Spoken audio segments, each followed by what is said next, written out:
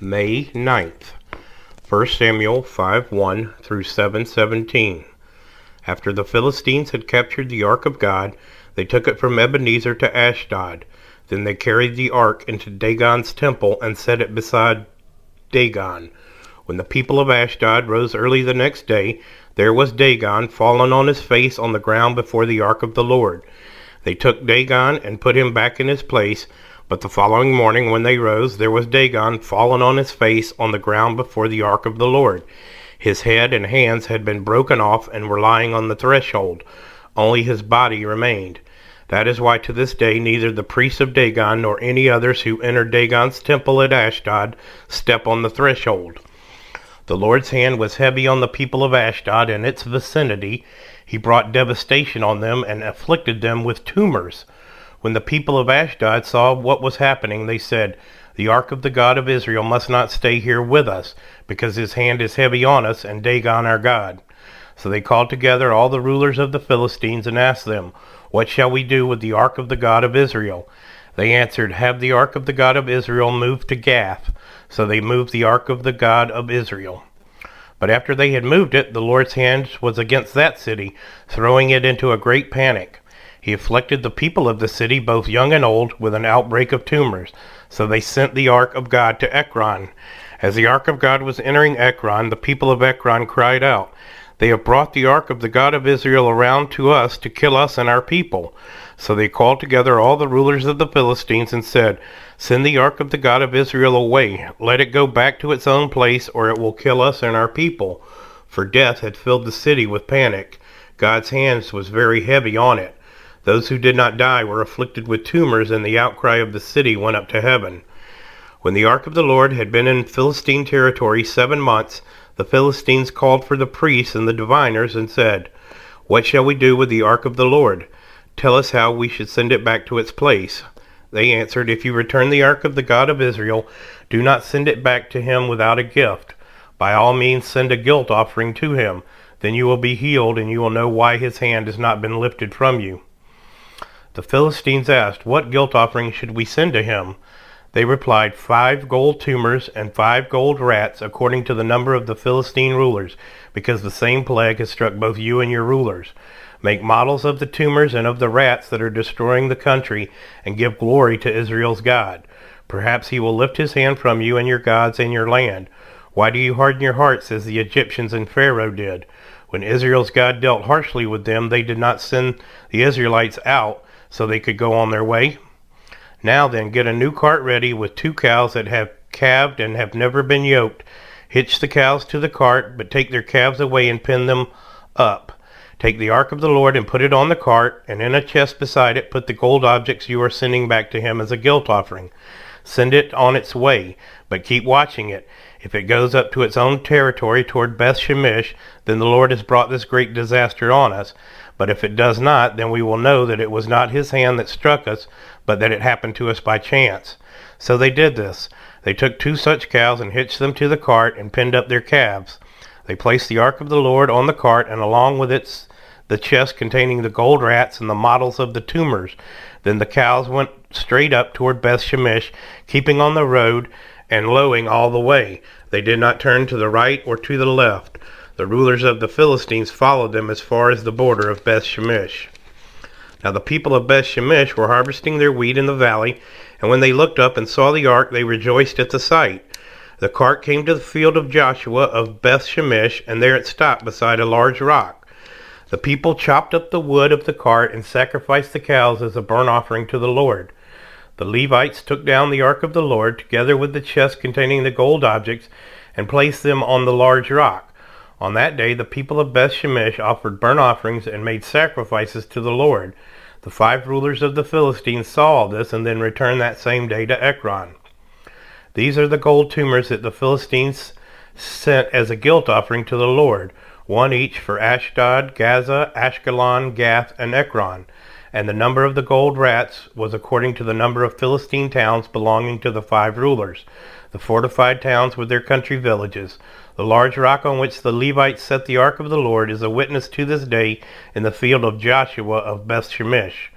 But God struck down some of the inhabitants of Beth-Shemesh, putting 70 of them to death because they looked into the ark of the Lord. The people mourned because of the heavy blow the Lord had dealt them, and the people of Beth-Shemesh asked, "Who can stand in the presence of the Lord, this holy God? To whom will the ark go up from here?"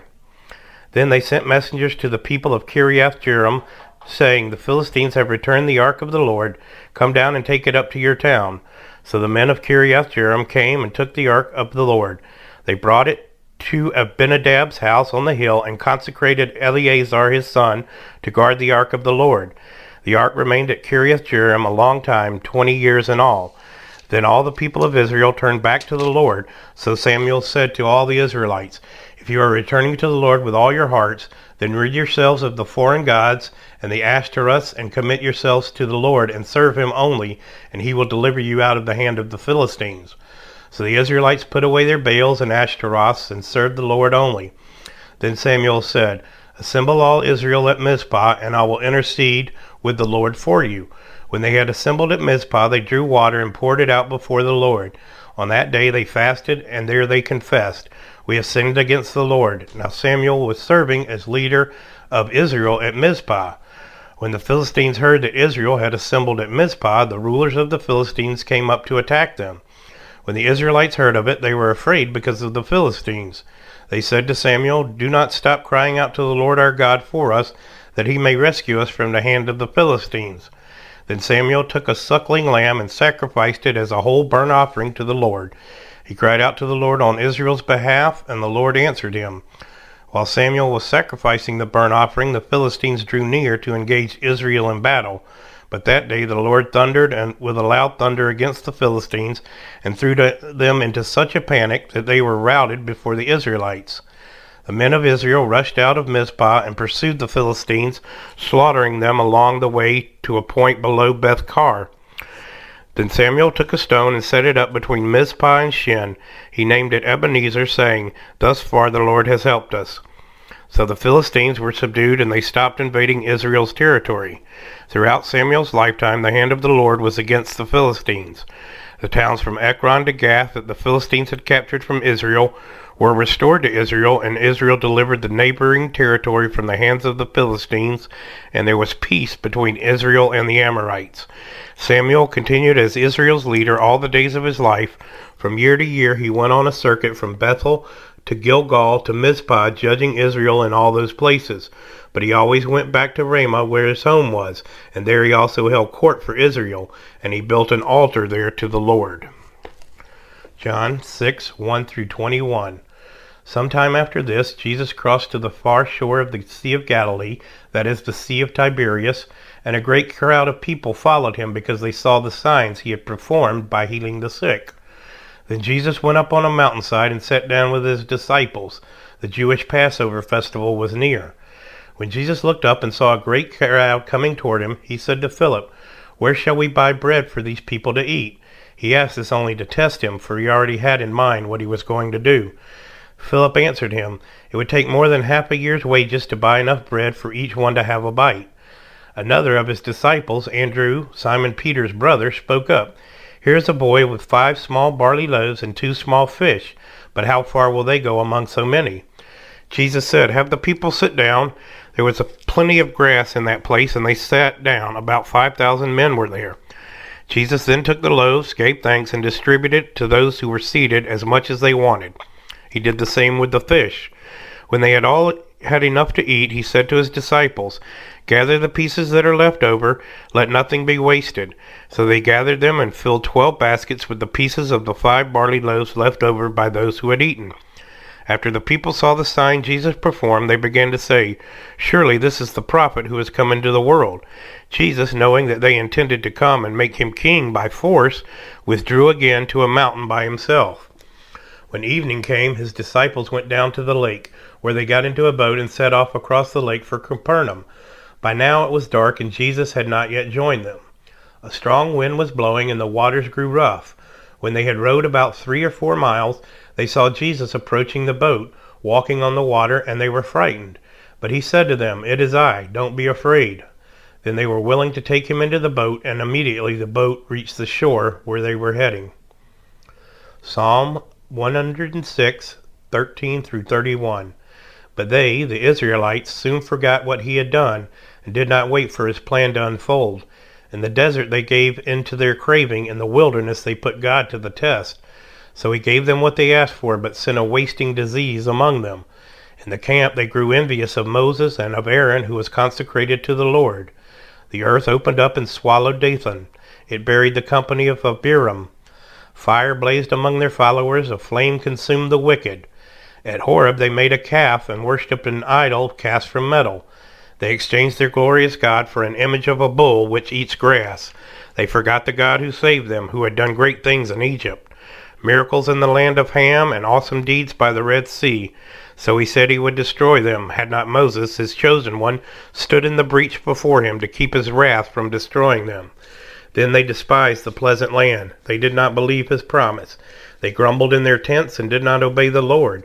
So he swore to them with uplifted hand that he would make them fall in the wilderness, make their descendants fall among the nations, and scatter them throughout the lands. They yoked themselves to Baal of Peor and ate sacrifices offered to lifeless gods. They aroused the Lord's anger by their wicked deeds, and a plague broke out among them. But Phinehas stood up and intervened, and the plague was checked. This was credited to him as righteousness for endless generations to come. Proverbs 14:32 through 33. When calamity comes, the wicked are brought down, but even in death the righteous seek refuge in God. Wisdom reposes in the heart of the discerning, and even among fools she lets herself be known.